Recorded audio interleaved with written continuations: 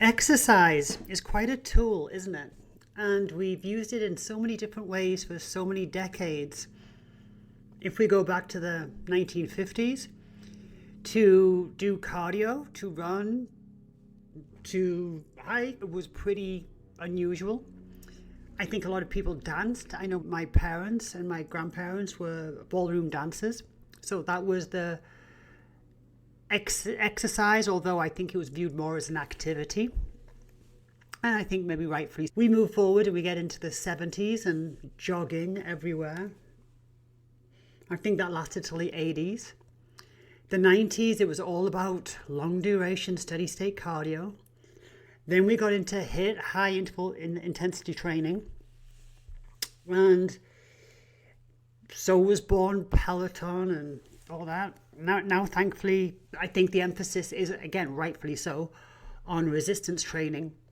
But where does cardio fit in as a tool? Because it's been used differently over the years, but that's really because of bias, yeah? So people like to jog, so jogging was the craze. People prefer to do HIIT because it's quick and you're out of there, so therefore that's the craze because it fit a person's bias. So if you know my coaching at all, I never coach from a bias. And I think most coaching actually does, for body composition, does work from a bias. So as for an example, what I would say to that, and a lot of people don't like me saying this, and I'm literally going to do a yoga class in 90 minutes. But when the goal of somebody is to gain muscle, and they say, oh, I do Pilates 5 days a week, I do yoga, I'm like, great, wrong tool. Not saying you don't do it, but you don't use that for the goal. You use resistance training for the goal. And that's what I mean by people's biases will come in here. So they prefer to do yoga and they prefer to do Pilates. And therefore, that's what I do. It doesn't mean it's going to work. So I want to be, okay, I coach some teenage swimmers, really great swimmers, right? And they come to me, they want to be better at swimming. Should I tell them to run on the treadmill for the hour? No, it's not that it won't be any benefit, but it's the wrong tool. So that's what I mean by coaching from a bias. I see a lot of coaches coaching from a place that they think is right because they like it. And for a long time, the weight training that I've done my whole life was definitely a bias. I like it. I like it. It's my form of enjoyment. And I am a little bit smug right now that the emphasis really is on resistance training. Now, in all truth, the reason that I loved doing it for so many decades was because it made me look a certain way. I could actually change the way I looked, whether people liked it or not, didn't particularly care, by using resistance training.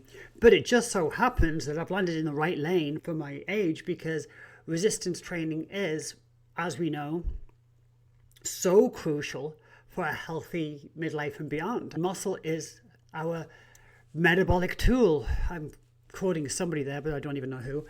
And I'm not going to get into the benefits of muscle, but resistance training now is recognized as the correct tool for building muscle, and building muscle is the longevity tissue. Yeah. But let's talk about other biases. Nutrition. Oh my gosh. So I've been coaching nutrition for over 30 years at this point. And I coach from a place of physiology and fact. I coach from a place of truth as we know it at this moment. So I've never been a keto coach. I've never been a South Beach coach, never coached the zone, never done. I liked fasting, but I wasn't a fasting coach. So I've just coached nutrition from a place of this is what food does. This is the environments we can create. Whether you like it or not, this is the correct information and the correct strategy as we know it. Now, over the years, I have to be open to expanding my coaching. So back in the day, it was like, oh, wow, you've got to eat 5 meals a day to spike your metabolism, which I never fell for that crock. I never fell for that. And now we realize, no, you don't. You could do it in 2 meals if you want. You could do it 3 meals if you want. But my point being, because I've always coached from a place of truth as we know it, I've always been open to new information. And if I've had to change my approach on some things, I'm very happy to do so, as long as it is proved and valid that my direction needs to change. But most coaches are coaching from a place of bias. So the keto coach with the big one, everyone had the keto recipes and the keto recipe, all great. And we know keto is awesome. It's also flawed in the fact of, compliance is difficult. But when you get people that are coaching, I just want you to identify with different coaches who's identifying from a bias. Is somebody, is coaching yoga because they look really good in yoga tights? Is somebody coaching resistance training because they look really good and they're all buff? Or are they coaching it from a place of truth as a tool, and the reasoning behind what they're coaching? With nutrition, oh my gosh, that's what I was forgetting. Plant-based. Everyone's plant-based. I had to sit there biting my tongue for a good 8 years, I think, while everybody told me I was going to die of protein. And I didn't change my course. I didn't change my conversation one bit. When people came to me and said, oh, Joanne, I need to be on a vegan diet. Do you want to be vegan? Not particularly, but it's the best way to be. No, I never, ever changed my course of coaching because I coach from a place of truth as we know it. But all those plant-based coaches who then turned into, what about all the keto coaches that turned into carnivore coaches? What's with that? Again, this is coaching from a bias.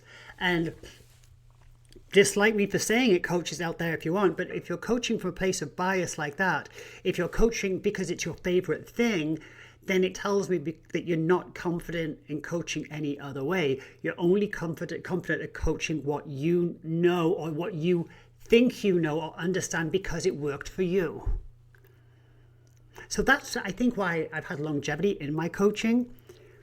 I simply coach what the body does with food and the environments that we need to create and how to create them to attain goals. And that's why I can train and coach any goal type, any age, because I know how the body works with exercise, with nutrition, with the environment we create through lifestyle.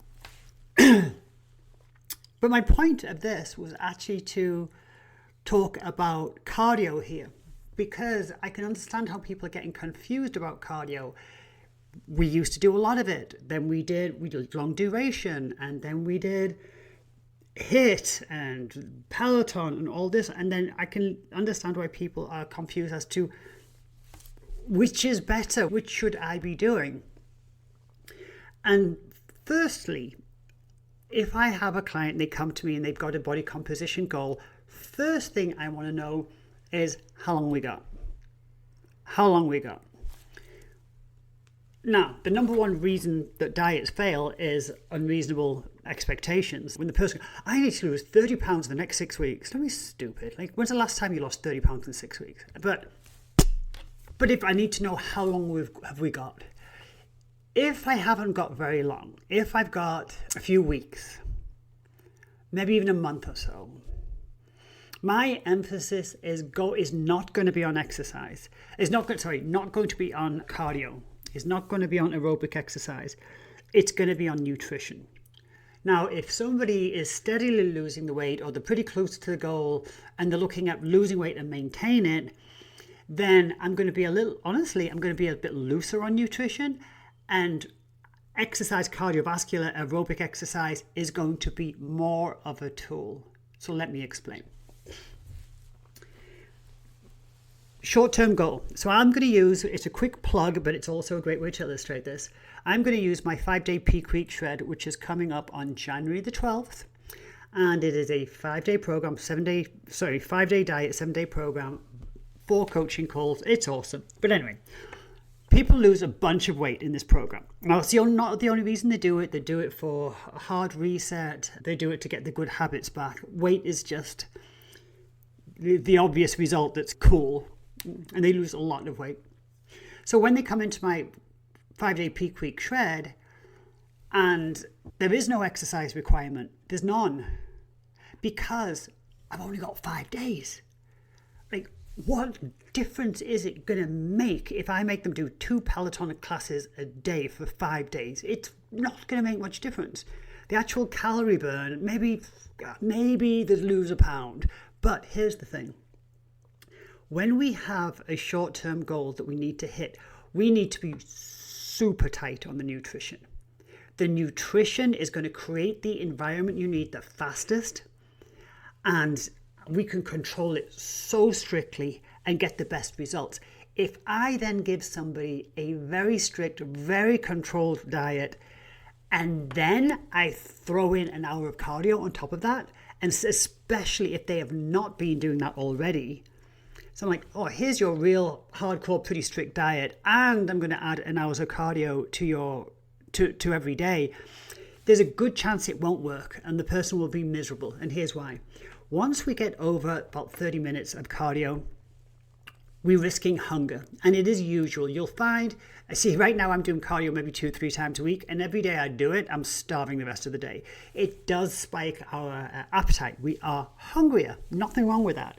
But do I need somebody with a very short-term goal on a very strict nutrition plan with not much wiggle room? Do I need them to be hungry? Is the juice worth the squeeze? Is the juice worth the extra 400 calories they're going to burn on those days? It's really not. People will disagree, but it's really not. Because it's just going to be harder for the person. It's going to be harder for them to focus on the food. And I've been proving it for over 30 years with the 5-day peak week shred. There is no exercise requirement. I say keep what you're doing, keep doing what you're doing, but definitely don't add any exercise. And I advise people not to do any exercise the last 2 days. I want them to complete it. I want them to be 100% on with the nutrition. And adding a new set of exercise that is going to make them hungry, potentially make them hungry, probably make them hungry, just doesn't benefit the goals that they've asked me to help them with. Now, on the other side of this, if I've got somebody that's got 16 weeks for a show or something like that, although please, I stopped training competitors years ago. You guys are crazy. I was crazy. Let's say I've got somebody who's got a longer term goal and they want to drop weight and they obviously want to sustain the weight loss. This is where the exercise is more important, equally important, let's say, to the nutrition.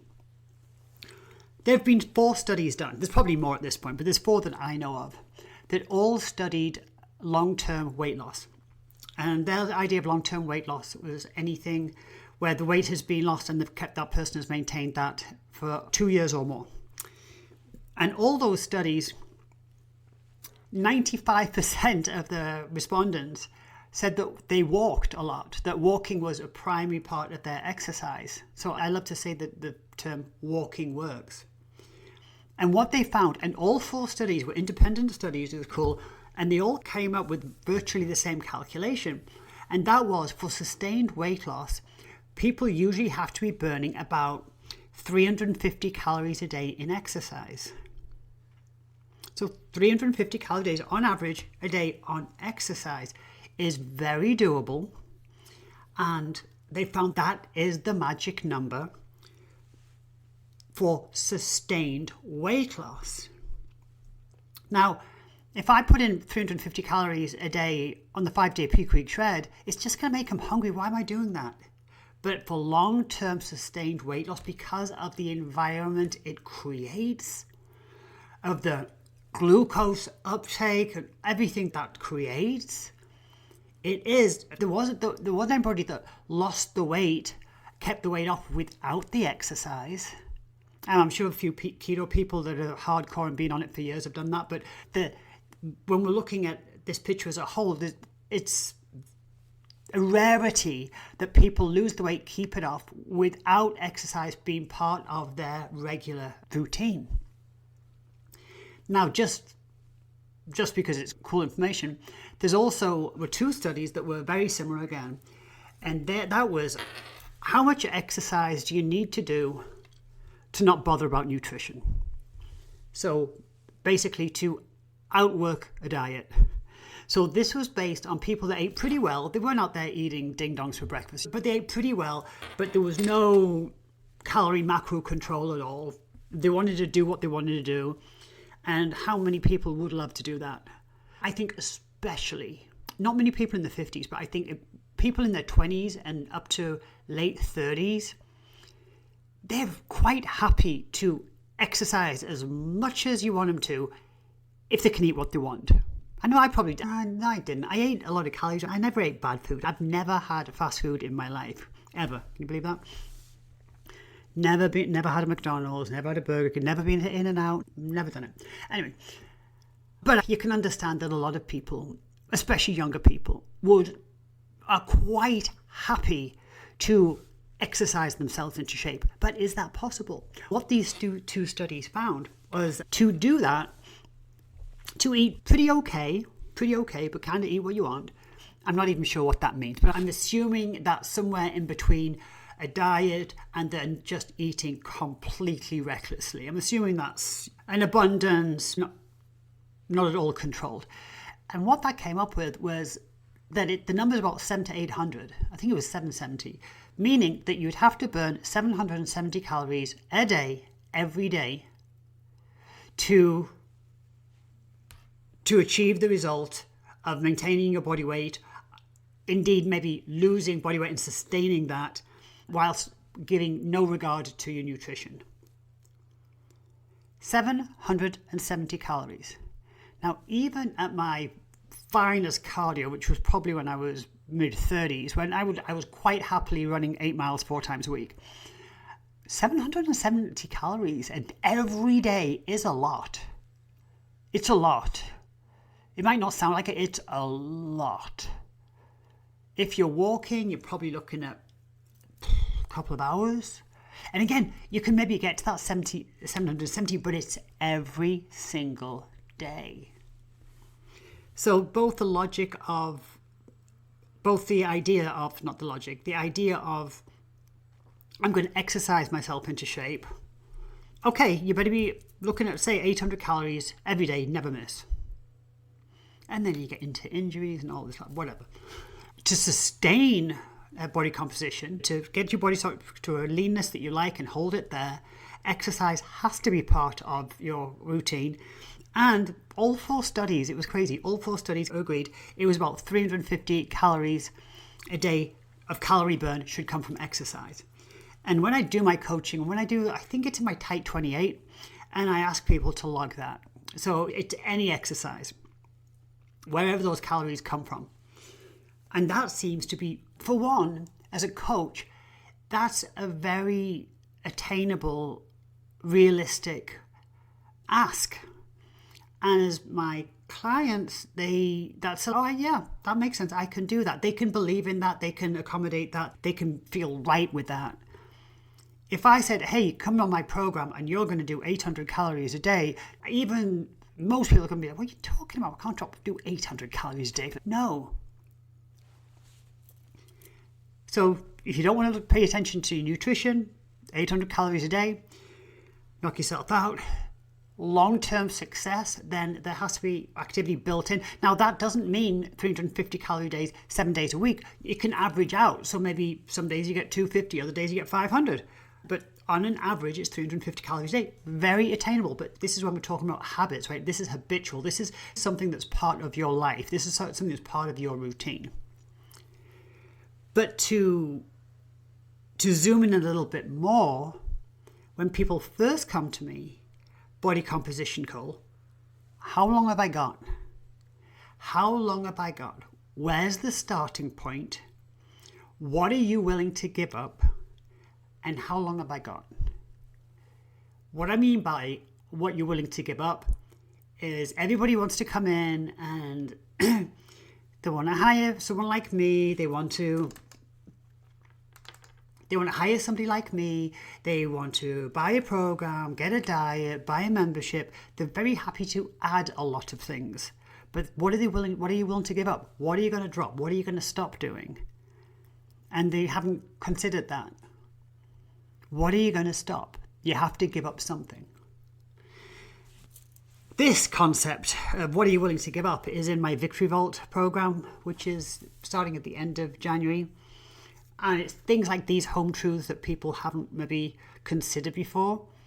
But they have a goal and they're all too ready to add and buy and purchase and enroll, all this other stuff. But what are you going to give up? And a lot of people just stall when I ask them that. And that doesn't have to be body composition. That can be anything somebody wants to achieve. Okay, you want to achieve that? What are you going to give up? What is it? Is it enough? So something to ponder. Coaching from a bias, I see a lot. And I get it, it sells, and whatever's fashionable at the moment, if you're that coach, it sells. I can only coach from a place of truth as we know it. And that's when people have said in my coaching programs, oh my gosh, you're just so confident. Like, well, when you're coaching the truth, of course you sound confident because you believe what you're talking about. I know what I'm talking about and I believe what I'm talking about. If I was trying to coach from a bias or from something I didn't understand, I would probably be nervous, I'd probably be insecure. And I really think that's where most coaches land up.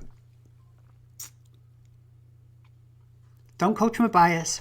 If considering a coach, are they coaching from a place that's worked for them? That can be all great. Is that what they're coaching, or are they coaching as the body works?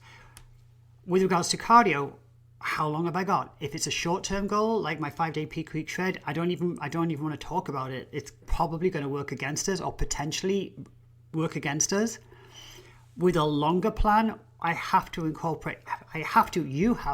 it's non-negotiable, incorporate exercise into your life going forward. Like, it doesn't stop when you get to your goal weight. And the studies all back that up. So that is something that a lot of people don't want to come to terms with. And if you want to exercise yourself into shape, oh my gosh, I hope you're in your 20s and 30s, because you might just be able to do it. But when that burning 800 calories a day, it duffs your ankle in, or your knee, or your hip, or your back, you might need to reconsider. Nearly all of us had to at some point. Anyway, hope that was interesting. So I wanted to really discuss the exercise component in here, because I see it getting confusing. I see a lot of people have dropped it all together. That's going to backfire. I can do a whole different podcast on that. But it's been well studied, and exercise has to be part of your life long term for you to sustain results and protect your health. It's not just about visual results. So find the exercise that you enjoy, find the exercise that you can commit to, but also, to go full circle on this podcast, the exercise that's going to meet your goals. Is it the right tool? You might like doing an exercise, but is it the one that's going to take you to your goals? That's another ugly thing we have to rip apart, and we do in the Victory Vault program. Using the right tools and accepting the right tools. That's it for now. Okay, it is December the 20th, but I'm probably going to schedule this in between Christmas and New Year. So if you did celebrate Christmas, I hope you had a wonderful time. I hope you enjoyed yourself. Usually it's right about now that people are like, oh my gosh, what did I do? What did I eat? It's done. It's fine. I hope you had a wonderful time. I hope you enjoyed family and friends, and the new year is upon us, and my coaching schedule is up at joannelee2026.com. A lot of coaching going on next year, something for everybody, but the ideal, if you will, is to start with me on January the 12th and work with me till December the 31st.